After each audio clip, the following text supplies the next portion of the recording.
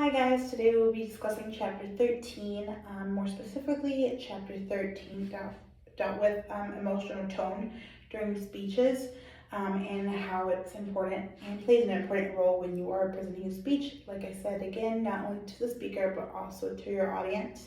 So emotional tone, basically in a nutshell, is the tone that you are using when you're giving your speech, and this tone varies depending on what kind of speech you are giving. So obviously, if it's I guess in celebratory speech, you would use a much more relaxed and I guess maybe not humorous, but just more casual tone. While if you're giving a scholarly or like a project for school, you would use a way more professional tone. So like I said, tones vary depending on the the type of speech you're giving and who your audience is.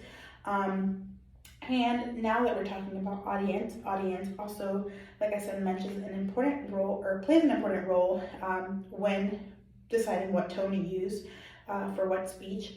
Because obviously, if you have a presentation or speech that you're giving to high schoolers, you would try to use a much more casual or even humorous tone.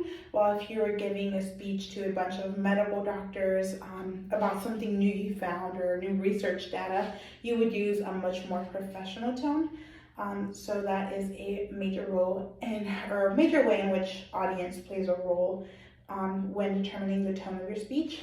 The question that was asked was what kind of tone would be given during an occasional speech. And I believe that a more casual tone, or yeah, I think a casual tone would be perfect for an occasional speech, or even I wouldn't call it professional because to me an occasional is a little bit more laid back as opposed to a like school speech or something you would give to your office colleagues. So yeah, that is my little debrief.